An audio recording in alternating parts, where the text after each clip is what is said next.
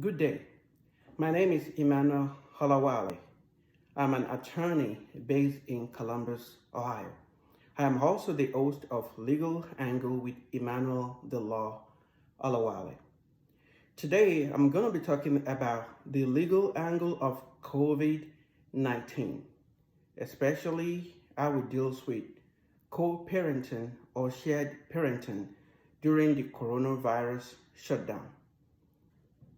For most parents, this period is a very trying and tasking period because schools and daycare are shut down. In some situations, we have complete shutdown of businesses, like in Ohio and California, for instance.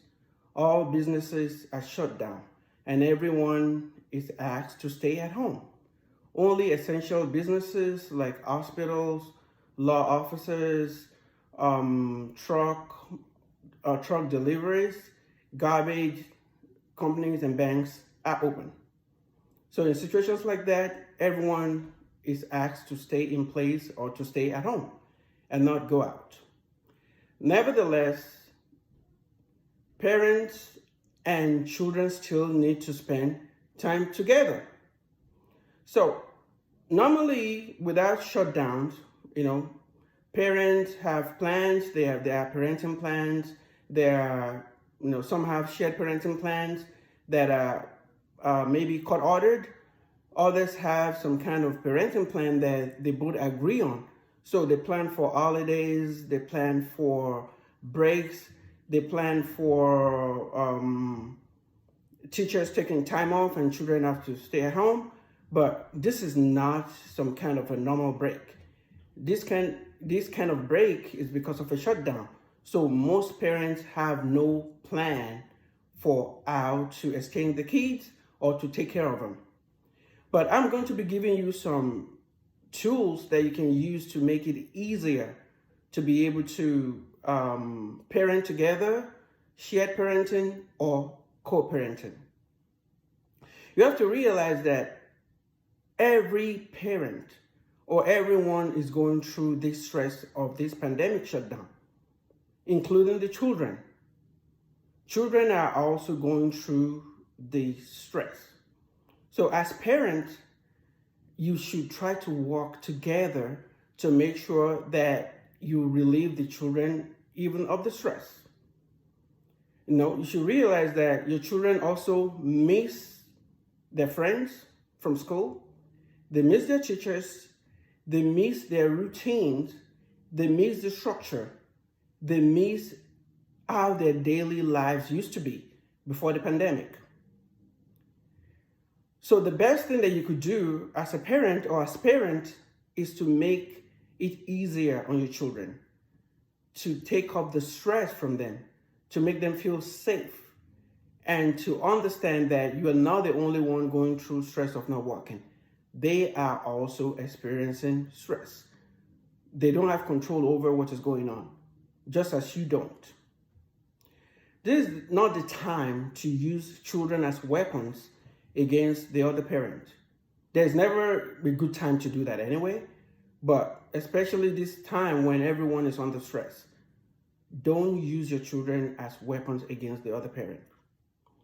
So I'm going to be giving you tools to make life easier for yourself, for the other parent, and for your children.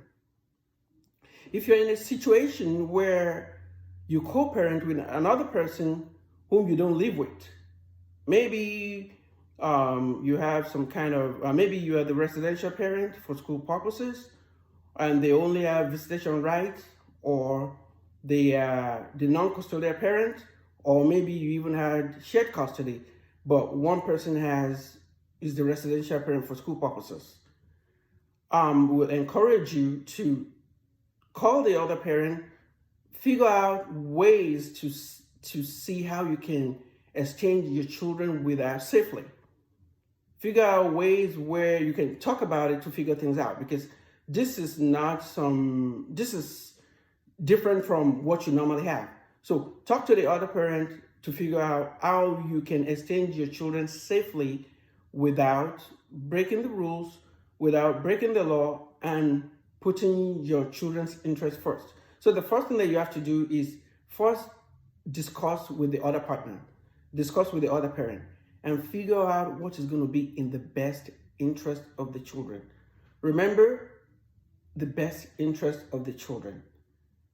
The best interest of the children. Ways that you can co-parent or shared parenting that will be in the best interest of the children. So number one, don't deny the non-residential parent of their visitation right, or don't deny the non-custodial parents of their right. Although the courts are closed right now and most non-essential businesses are closed, but whatever holiday that you have before this pandemic has not been suspended. So, and understand that children need to spend time with both parents. So, don't deny the non-custodial or non-residential parents of their visitation right, unless this has to do with long-distance visitation, in which case they can fly anyway because most airlines are shut down.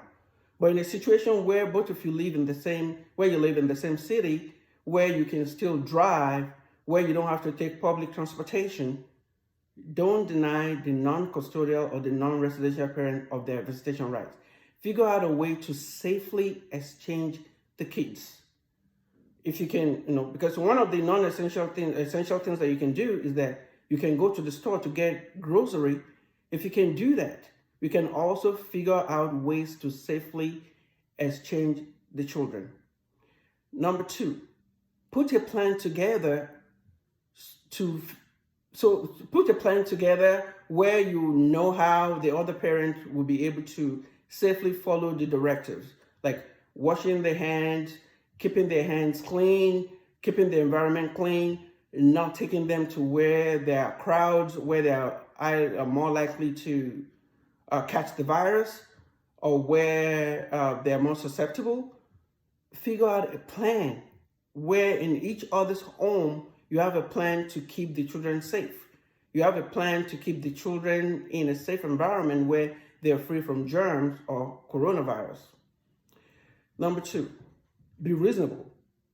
This is the time to parent or co-parent or shared parent with reasonableness. Don't focus on prior or past disagreements or issues that you may have. Like I said before, put the children's interests first. This is not a time to fight over past issues. This is the time to help each other out. Discuss with the other parent how to keep the children safe. This is a time to be open to communication. This is not a time to be mute. This is not a time to ignore text. This is not a time to ignore voicemails or phone calls from the other parent. Number three, be flexible. This is not a time to be rigid. Work out a way to make parenting easier for each other and make life better for your children. The shutdown may have changed the schedules for so many people in unexpected ways, but don't add to each other's stress by being rigid and by not compromising. If you have to make phone calls, video calls available for the other parent to be able to talk to the children, make it happen. You can draw the schedule where you can say, okay, you know what? Mommy is going to be calling at 5:30 every evening. Dad is going to be calling you at 6:30 by video call. Make it happen. You can do that.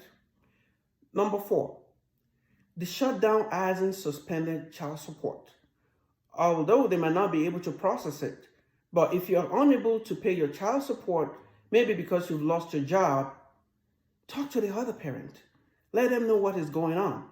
But make it up in some other ways. Go to the grocery store to buy stuff for the children. Send, delivery. Maybe you can order food, order pizza, have it delivered to the house. Do things to show that at least you care. That, even if you can't pay child support, there are other ways you can be there for your children. And if you live in a two-parent home, where especially one where maybe the one is a stay-at-home mom, or the other one maybe one is a stay-at-home parent, and the other one used to work. Now both of you are either at home together, or working from home. This is a time for the parent who used to be out of the house most of the time to chip in. This is the time to help your partner or spouse or the other parent with the children. Draw out schedules for the children, because children, when they're in school, they're used to a kind of structure. Their life in school is structured. You can duplicate the same thing at home. Draw out a schedule for them. Let them know when it's time to do their own work. Let them know when it's time to eat lunch. Let them know when it's time to do craft. Let them know when it's time to exercise. Draw up a schedule to make it easier. Number 6, help them with their homework. Engage them as they do their craft, as they do their own work, as they do other activities. Let them feel your presence at home. Let them feel that they are at home with their parents. Number 7, don't take out the stress on each other or the children. Remember that you are not the problem. Coronavirus and the quarantine are the problem. Focus on the problem and not on yourself.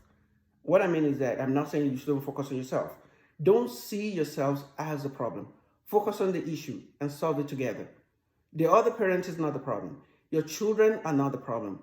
The problem is coronavirus. Focus on how you can keep yourself safe, your children safe, and your family safe. And finally, use this unexpected time off to love up on your children. Make them feel safe in this time of universal uncertainty. Make them feel safe, because children right now, they're scared, they're fearful, they don't know what's going on, they may not have access to the news as you do. Make them feel safe. And the best way to do that is to put their interest first, is to parent with love. Again, thank you for watching this video. My name is Emmanuel Holowale. If you have any question or comment, send email to legalangle20@gmail.com. Thank you.